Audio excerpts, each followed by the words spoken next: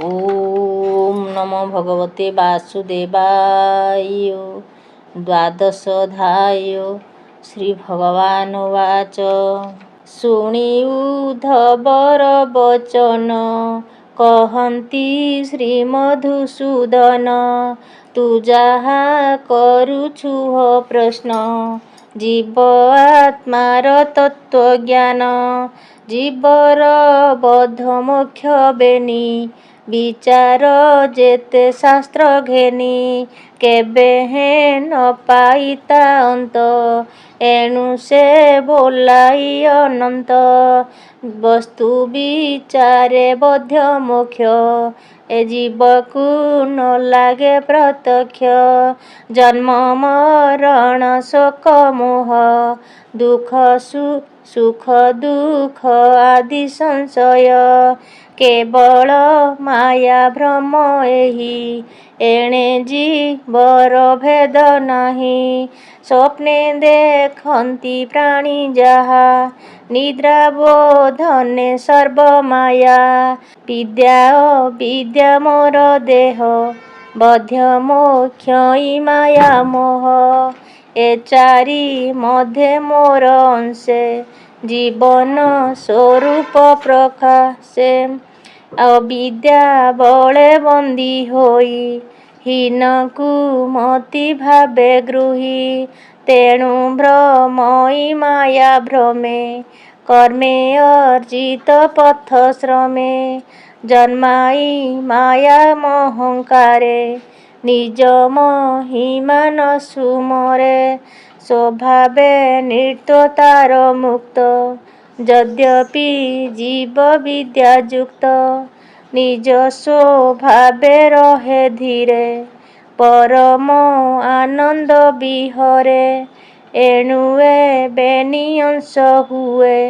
बद्ध विमुक्त भाव बहे एकई वृक्षे हंस दुई बसंती प्रिय भाव कही स्वभावे बेनी शाखे थांती एक आरेक न देखंती समान शक्ति से बहंती बद्ध विमुक्त बेनी गति से वृक्ष जेते फल फले एक भुंजई ताहा बले एक बंचई उपवासे निर्लोप निरंजन आसे नृत्य आनंदे परिपूर्णे सकल देखई नयने न जानी पुणी निज पर एणु निर्मल ज्ञान तार जे हंस वृक्ष फल खाई लोभे बंधन तार देही अज्ञाने न जाणई किछि एमंत बेनी आत्मा लखी अविद्या संगे जीव बंदी विद्यार उदय ज्ञान बुद्धि देह बहई जे प्रत्यक्षे निर्द्वन थिला प्राय इच्छे से भावे थांती जेते प्राणी पंडित बोली ताकू जानी देह न थिला प्राय जे मणे वंचित से काये स्वप्ने जागिले जेने मिछ कुमति पणे ता प्रत्यक्ष एणे विषय इंद्री गणे भुंजंती विधि आचरणे जीव से उदासीन रूपे बसई एहांक समीपे एणु ए गुण कर्ममये प्रकाश दाता भक्ता प्राय एणु परम नाम तार निर्गुण निर्त्व निराकार से जे भावे अहंकार मिशे इंद्री विषय रसे रसे कुमति अदृष्ट अधीन कर्मर फले से बंधन एणु परम नाम तार निर्लोप निर्त्व निराकार केबे हे न करिब संग समुद्रे जैसने तरंग सर्व विषय परवश केबे हे न जीव विश्वास आसन शयन मार्जने भोजने पान अवधाने श्रवण गमन स्पर्शने प्रपंच रूप दर्शने ए सर्व भावे उदासीन जे करे सेहि महाजन निर्लोप मन गृही देहे करी भ्रमिब सबुठाए संकल्प न भाविब मने गृह शरीर अभिमाने के करे हिंसा अहंकार के पुणी करे नमस्कार के अबा करे निंदा स्तुति के उपहासे वा हसन्ति अदुष्ट मानि अवधाने चित्त बोधिब सावधाने समे देखिब सर्व अंशे भेद न करी गुण दोषे चित्त निरोधी ए शरीरे जे किछि न बोले न करे ताहाकू बोलिब पंडित से आत्मा रामे जड़बत से जेबे एते गुण घेनी परमानंदकू न चिन्ही सकल शास्त्र व्यर्थ तार केवल श्रम मात्र सार कुधेनु बांधी गृहे जेने निराश होंती क्षीर पाने दुष्ट भारी जा दोष देखी जे गृहे काम लोभे रखी सकल धर्म तार नाश नरके तार गृह बास जार शरीर पराधीन कुपुत्र कुचित बदन मो नाम न शुणे जे मुखे लोभे जे घरे धन रखे पात्रे न करे समर्पण कुमति कुचित कृपण दुखी हूँ दुखी से भोलाई उभय लोके सुख नाही मोर निर्मल जस नाम जे अबा अछि गुण ग्राम जे बा पंडित इह लोके मो नाम नृत्य भणे मुखे तत्व विचारे तुटे भ्रांति भवसागरु तरी जाती बोलती जगत जीवन ए जगत तत्व गति ज्ञान जे चिते न धरती नानाभिमाने दम्भ जे चिते न धरई नानाभिमाने दम्भ बही कुचित कथारत नृत्य नाना कुपथ मनोरथ मन भ्रमाई भ्रमुथांती दुर्गम दुख पथ चिंती तू जेबे मन मोर देहे धरी न पारु माया मोहे तेबे सकल कर्म मोते समर्पी रह दृढ़ चिते सकल धर्म ए जगते भावे कहिबी तो ग्रते मोहर जन्म धर्म नाम सत्य पवित्र गुण धाम आबर गुण अछि जेते उद्धव शुण सुध चिते श्रवण स्मरण कीर्तन जे मोर धर्म आचरण ताहा समर्पी मोर पादे संसारु तर प्रमादे ए रूपे उपासन कर निश्चल भिभु मो शरीर साधुंक संग कर नीति साधुंक संग कर तिनी लभिबु निर्मल मुक्ति साधुंक संग कर नीति लभिबु निर्मल भक्ति भक्ति करी सुध चिते ज्ञान लभिबु तु साक्षाते ज्ञान संसारु हेबु पार शुणी उद्धव जोड़े कर बोलई कृष्ण मुख चाही भोनाथ कर मोते त्राही मु तोर चरणे शरण कहतो भकत लक्षण कि रूपे भकत को जानी ଭକତି କି ରୂପେ ପ୍ରମାଣୀ ତୁ ପରିପୂର୍ଣ୍ଣ ଯେ ଈଶ୍ୱର ସ୍ୱଭାବେ ପ୍ରକୃତି ରୂପର ଭକତି କରେ ତୋତେ ବଶ ତାର ରକ୍ଷଣେ ତୋ ପ୍ରକାଶ ଭକତି ହେତୁ ତୋର ତନୁ ତେଣୁ ଭକତ ବାକ୍ୟ ମାନୁ ଅନାଦି ପ୍ରଭୁ ଭଗବାନ କରୁଣା ସିନ୍ଧୁ ଦିବ୍ୟ ଜ୍ଞାନ ତୁ ପରିପୂର୍ଣ୍ଣ ବ୍ରହ୍ମ ରାଶି ତୁ ଏ ସଂସାର ମଧ୍ୟେ ପଶି ସକଳ ତୋହର ଭିଆଣ ଏଣୁ ତୁ ପରମ କାରଣ ଭକତ ଲକ୍ଷଣ ଯେ ମନ୍ତେ ଜାଣଇ କହ ଦୟା ଚିତେ ଭକ୍ତି ଲକ୍ଷଣ ମୋତେ କହ ଯେଣେ ଖଣ୍ଡିବ ମାୟା ମୋହ।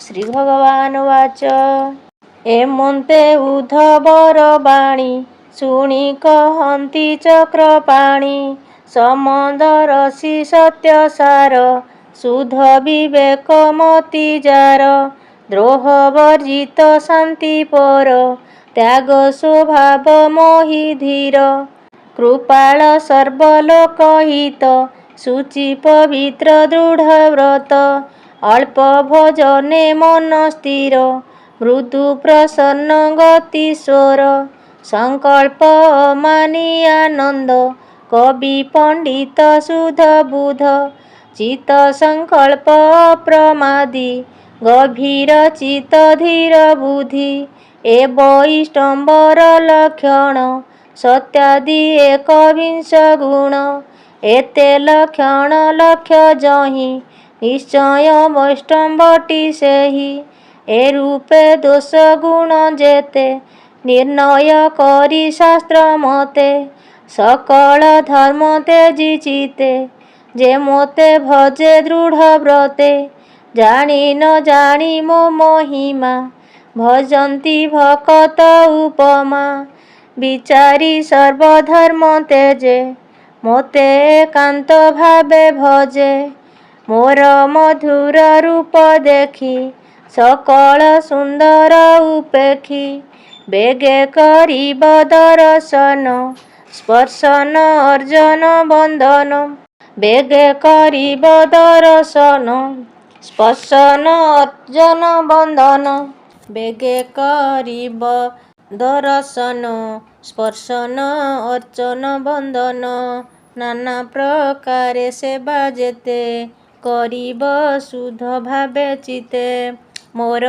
ଅମୃତ କଥା ସାର ଶ୍ରବଣେ ଶ୍ରଦ୍ଧା ନିତ୍ୟ ଯାର ମୋ ରୂପ ଧ୍ୟାନ ଦୃଢ଼ ମତି ସକଳ ମୋତେ ସମର୍ପନ୍ତି ସେବକ ଭାବେ ଆତ୍ମା ମନ ମୋ ପାଦେ କର ନିବେଦନ ମୋ ଜନ୍ମ କର୍ମର କନ୍ଥନ ମୋର ଉତ୍ସବେ ହୃଷ୍ଟ ମନ ନାନା ସୁବାଦ୍ୟ ନୃତ୍ୟ ଗୀତେ କୀର୍ତ୍ତନ କରି ମୋ ଅଗ୍ରତେ ଗୋଷ୍ଠୀ କରିବ ବହୁ ମିଳି ମୋ ଗୃହେ ଦେବ ଦୀପାବଳି ଆନନ୍ଦେ କରି ମୋ ଉତ୍ସବ ଦିବସ ରଜନୀ ବଞ୍ଚିବ ମୋହର ଯାତ୍ରା ପୂର୍ବା ପୂର୍ବେ ବିଧି ବିଧାନ ଯଥା ପୂର୍ବେ ସେ ବୈଷ୍ଣବ ଦୀକ୍ଷା ମାନ କରିବ ମନ୍ତ୍ର ସନ୍ନିଧ୍ୟାନ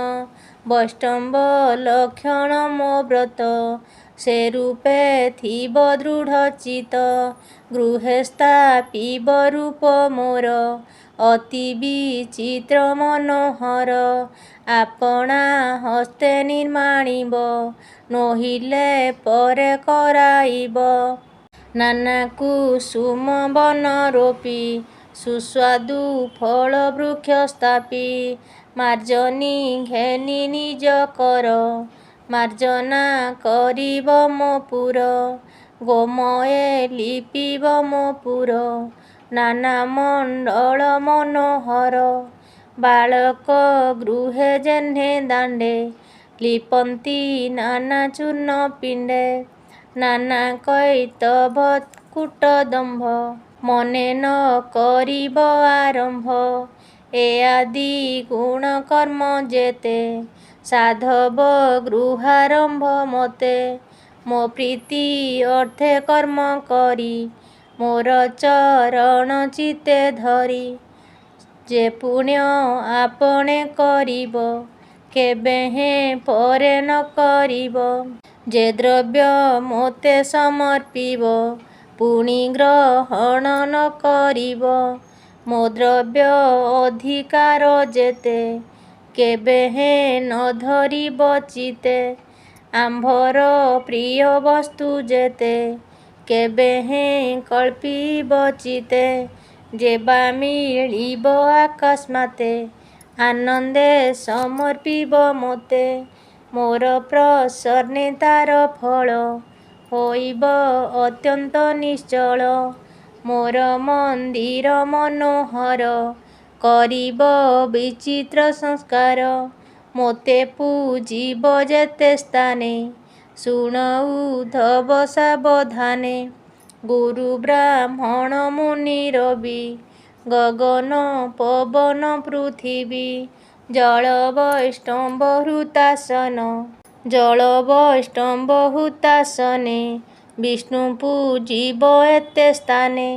ଯାହାକୁ ଯେମନ୍ତେ ପୂଜିବ କହିବା ଶୁଣ ହୋ ଉଦ୍ଧବ।